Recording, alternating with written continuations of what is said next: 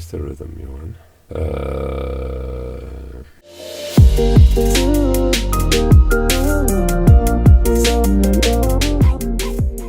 Hello everybody, Johan Bester here from Charisma Performing Arts, and welcome to another Voice Matters episode. Today I wanted to talk about how to audition my amateur choir. And when I say amateur, I literally mean non-professional. So I mean, that's most choirs, right? School choirs, community choirs.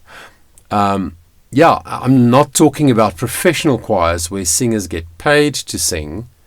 And I'm not even talking about amateur choirs that perform on a professional level, because there are lots of those as well, hey. Amateur choirs in the sense that the singers don't get paid, but the choir performs at a very high standard, a very high quality repertoire. They sing in A-class venues. So I'm not talking about auditioning for those kinds of choirs. That's a whole different discussion. But really today I want to focus on mainly school choirs and community choirs. So over the last 30 years, I have worked with, hundreds of choirs all over the world. And I've auditioned many singers for lots of different choirs, from 6 to 8 year olds, foundation phase choirs in schools, through to upper primary, middle school, high school, and also adult choirs. And I started out very, when I was young, I started out very ambitious, right? And I had a very rigorous audition process, and I thought I'm just going to be very professional and very thorough and whatever. But really, experience has taught me that simplify, just find out what the core things are that you really want to test on that level. And so I've refined my process, simplified it, and that's what I would like to share with you today. So when I'm auditioning these kinds of choirs, there are 3 things that I mainly look for. Number 1, an unaffected, naturally produced sound. Number 2, pitch sensibility, right? Can this person identify the correct pitch by hearing, and can they place their voice on the correct pitch? In other words, can they also hear their voice? And then the third thing that I'm looking for is personal connection, personality. Can I connect with this person? Can I work with this person? And also in these auditions, I don't test range. I don't do no, let's see how high can you go. No, I don't do that. I don't test range, and I don't test vocal agility and those kinds of things. I'm looking for good quality, raw, natural talent, instinct, gifting. I will teach the singers the technique. I will develop the muscles. I will develop their range. I will develop their vocal agility. I don't try to test that with a school kid in an audition. Right, and then the next thing, main thing that I have to determine in the audition is the voice type. I've got a 3-minute Thursdays on voice types that I would invite you to check out. The issue with voice types is most people think that you have to get a sticker stuck to your forehead for the rest of your life saying soprano 1 or baritone or whatever. I don't agree with that. For this kind of setting, we don't need that. Okay, of course people has a particular voice type, but mainly when I'm listening to a voice, I'm looking to determine, is this a light voice? Is it a darker voice? Or something in between, which we will call a middle voice. That's the main thing I'm trying to determine there. And then once I have put together my choir for the new season, then I will see how many light voices do I need to balance out the dark voices. Because most of you who work with voices, if you're a choir director like me, you will know that the darker voices are normally heavier as well, / bigger voices, whereas the light voices are smaller voices, and they are light. So typically in a choir of 60, I might have, if I have only 2 parts in my primary school choir, I might have literally close to 40 sopranos and only 20 altos. and that should balance out. So I don't have a predetermined idea before my audition process. I want 10 first sopranos, I want 8 second sopranos, I want 11 altos. No, I don't do that. In the audition, I just determine for my own sake, write down light, middle or dark so that I know what I'm going to deal with. And then when I get my new choir together for the first time in a room, then I work out this balance, this weighting of light versus dark and middle if I have 3 or 4 parts. And this is why sometimes it happens that a singer will maybe be soprano 2 this year in my choir based on this weighting of the collective sound that I have. But next year, after my new intake, that singer might be alto 1 because it depends on the makeup of the group. I want to tell you this story quick. When I was at university, we had a visiting choir specialist called Professor Kåre Hanken from Norway, and he was world-renowned choir music educator.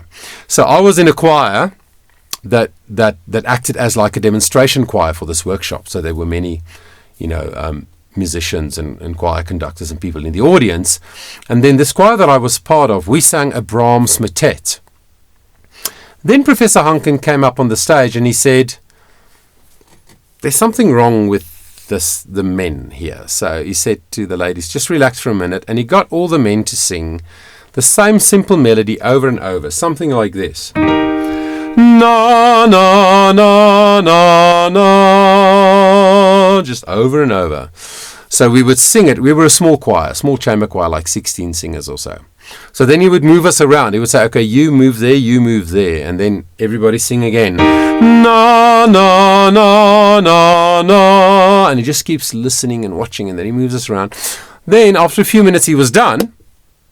And he said, okay, these people will be the basses in this choir, and these people will be the tenors. And interestingly, I was put on the tenor side by Professor Hanken. So, of course, big mouth that I am, I raised my hand and I said, Professor, sorry, but I'm not a tenor. I'm a baritone, so I sing bass 1 in this choir. And then Kåre Hanken said something that I will never forget and that changed the way I view this whole thing of voice types in choirs. He said, you might be a bass 1 in a different choir, but in this choir, you are tenor 2. Right? So I have a middle voice. I'm a baritone. I'm a light baritone, so I can sing tenor. It depends. If all the other guys in the men's section of the choir have darker voices than me, then guess what? I've got one of the lighter voices and I will sing tenor. Many times, as a baritone, I have to sing the bass line because all the guys that are there have lighter voices than me. I hope that makes sense. So, after I've determined the basic voice type grouping of the singer who auditions for my choir, the next thing I do, obviously, is I test pitch, right? The singer's ability to sing, stay in a key and sing the correct pitch. So what I normally do is I give singers, way before the auditions, I tell them, if you want to audition, there are 3 songs that you can choose from to sing in your audition. And you have to sing, let's say, a verse and a chorus of this song or a verse of this song, depending on the song and how long the song is and whatever. And they have to sing it a cappella. And also, I don't give them a particular pitch. I just say, which song did you choose? They say, Hallelujah by Leonard Cohen. And I say, okay, off you go. And they sing. Because I want to see what they instinctively choose, what pitch range they instinctively choose to sing in. So the reason I don't get, especially school-aged children, to choose their own audition song is because they don't have a clue how to choose a song for an audition. I've had kids come into a choir audition hip-hop rapping. I'm like, okay, I cannot really tell much about your pitch and the placement of your voice and stuff by that. So I give them songs like, I heard there was a secret chord David played and it pleased the Lord, but you don't. So a song that is simple, familiar, or if it's not so familiar to them, they can quickly learn it. It has a bit of range, but not too much. Again, I'm not testing how high and low can they sing, right? Or something like, Amazing grace, how sweet the sound. So I give them 3 or 4 different options to choose from.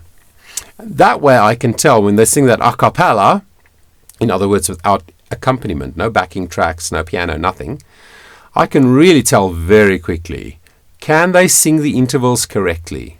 The thirds, the fourths, the fifths, the sixths, whatever is in the melody of that song. How good is their intonation on that? And do they stay in the same key from beginning to end? Right? And then secondly, I also test pitch in an abstract way. Because once you start learning choir repertoire, for a big part of the learning of a new song, it's very abstract to the singers if they don't know the song, especially if it's a foreign language or from a different period in music history. It's something that they're not familiar with. It's a bit abstract, so I test their ability to follow me in an abstract way, like this. I say to them, I'm going to play and sing 3 notes that I want you to copy me. And firstly, I'll start off with simple major and minor chords in different inversions, right? So I might do this. I'd say, listen to this. Da, da, da, copy. And I get them to just copy me. And I'll see, do they copy the pitch correctly? Maybe a major chord like this. Da, da, da. And then they sing that. When it's a higher caliber choir, where my choir is more skilled, I might even go to diminished chords like this. Da, da, da, because that's tricky, and even sometimes extreme, I'll go augmented. Da, da, da. If especially a child, but any person, can copy that accurately, then I know they can identify, internalize the pitch from the piano and my voice, and they can definitely hear their own voice well enough to place their voice on the correct pitch.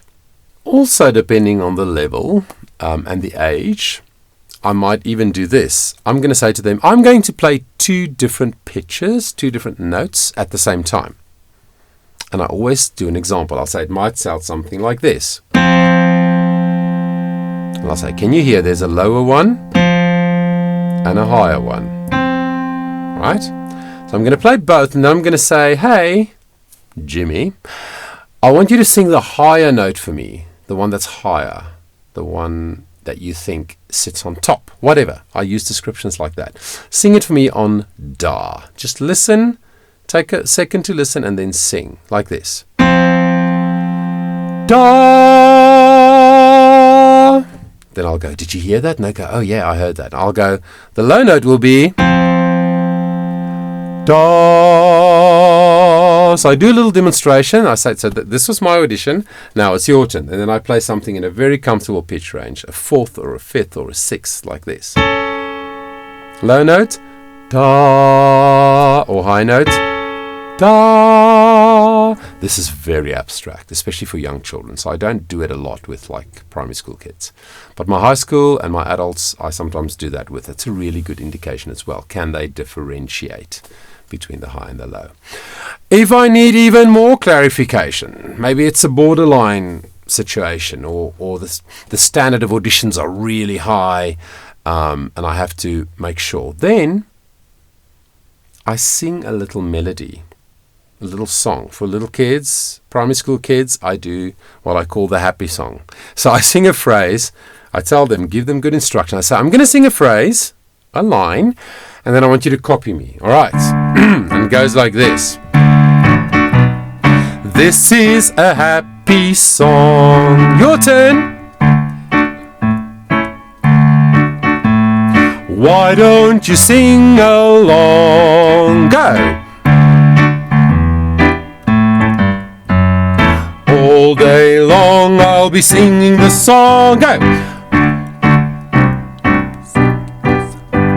Singing the happy song. There you go.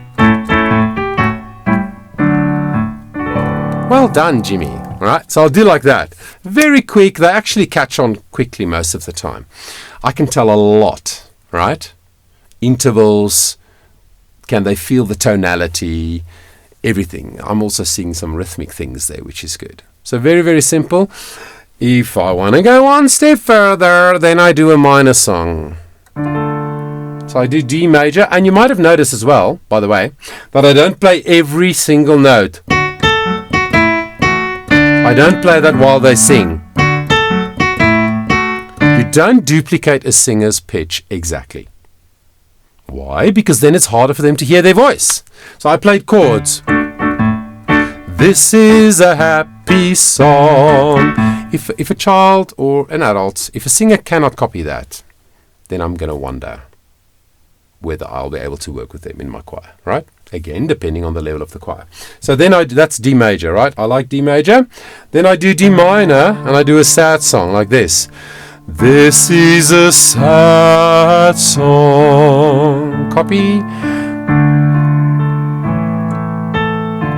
See what I do? Play chords. Nobody sings along. Go.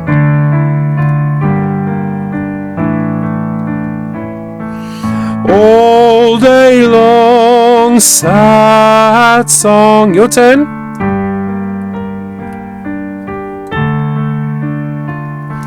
Nobody sings along. Go.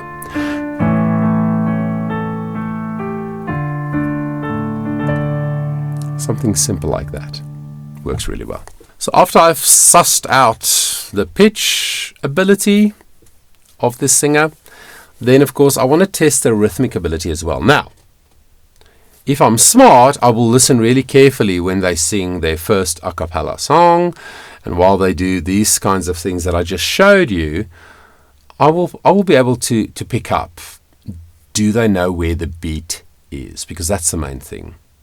Complexity of rhythmic patterns within a beat, that's something that a singer develops over time, right?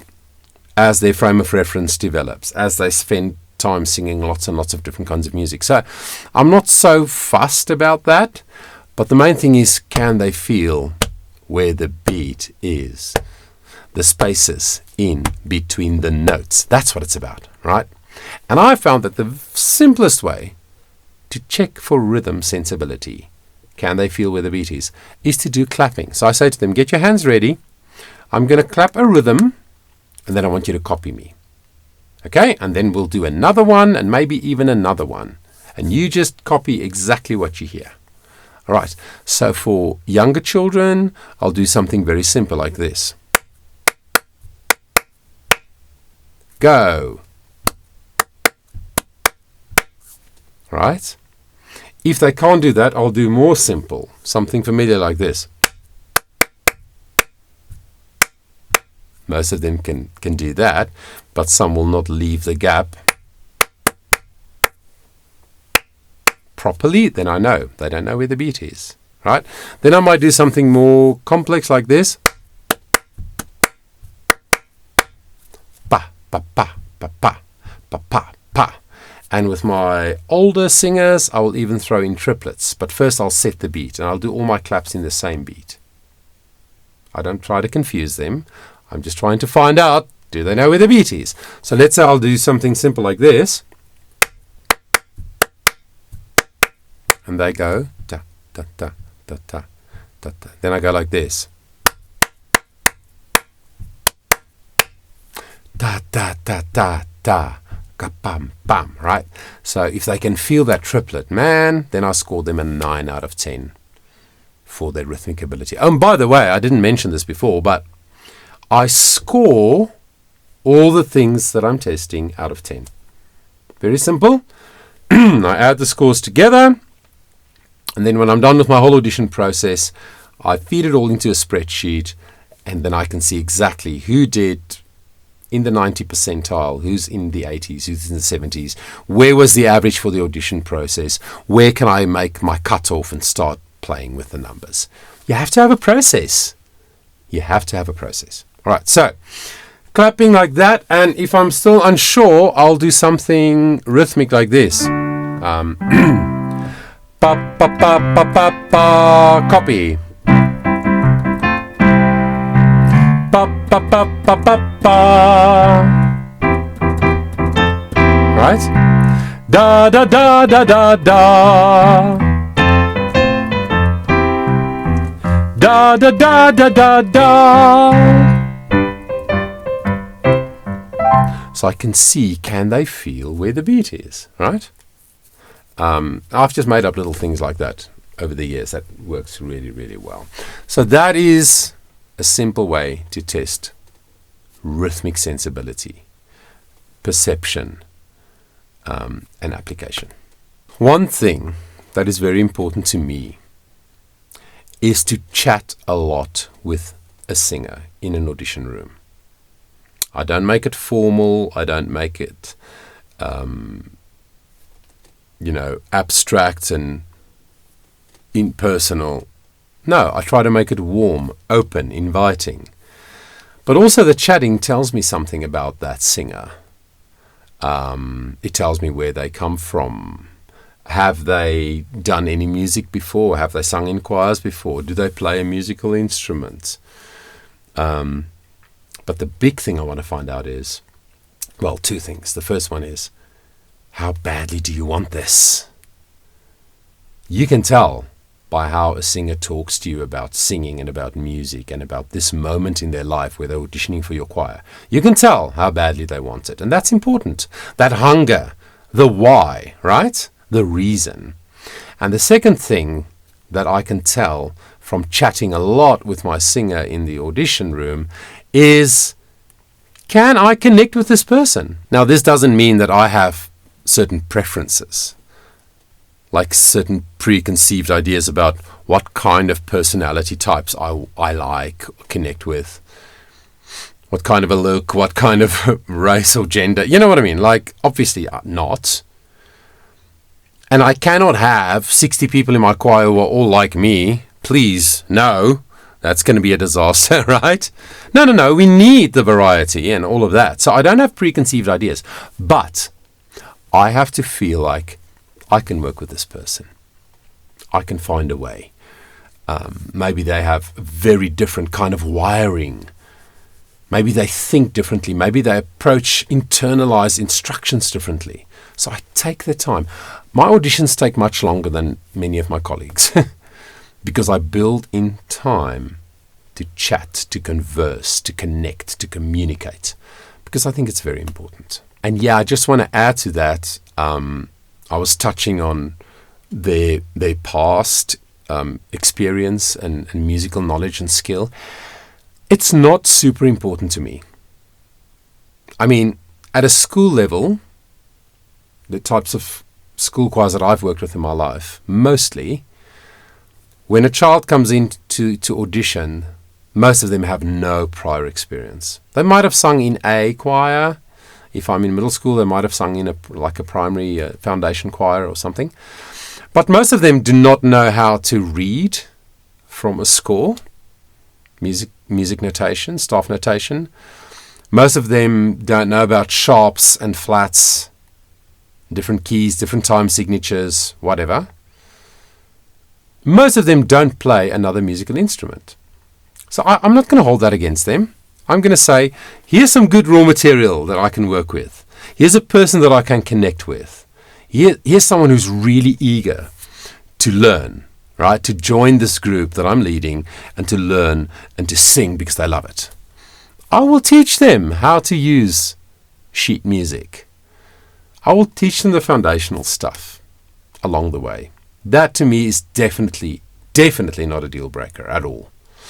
Let's say I work with a choir that has advanced over the years.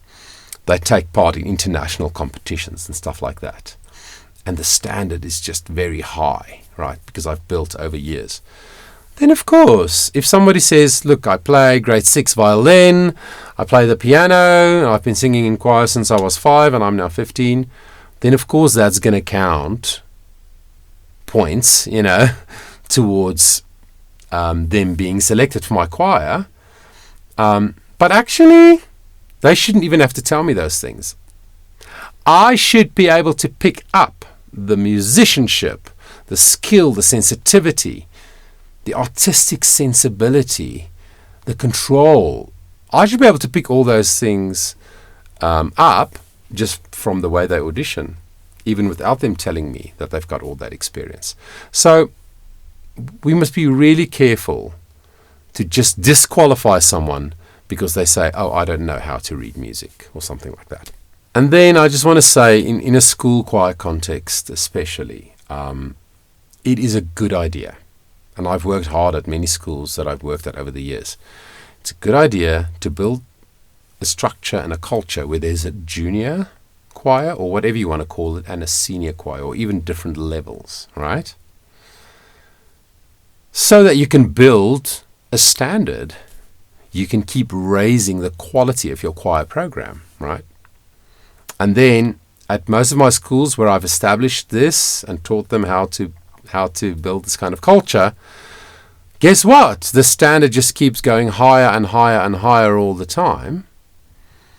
And then when the right time comes, I have a rule that says you cannot sing in the senior choir or the upper choir or the performance choir if you haven't sung in a lower level choir, the junior choir. Not that it's lower level in terms of quality, just in terms of age and skill. You have to learn some things there before you can come here.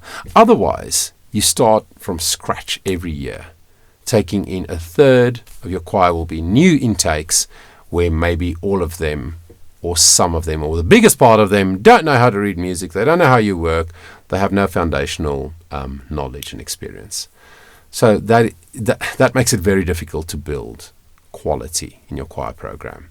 So definitely have different choirs, at least 2 different choirs that people can sing in your school. First a junior, then a senior, or call it what you like, so that you can build that kind of quality. So I know that's a lot of information. This is a very complex thing, and people have so many different approaches, and there's so many different kinds of teachings about how to do auditions. But this is what I have found over the years, the things that I shared with you today. And I really hope that it'll help you to simplify your audition process and to have a very effective audition process.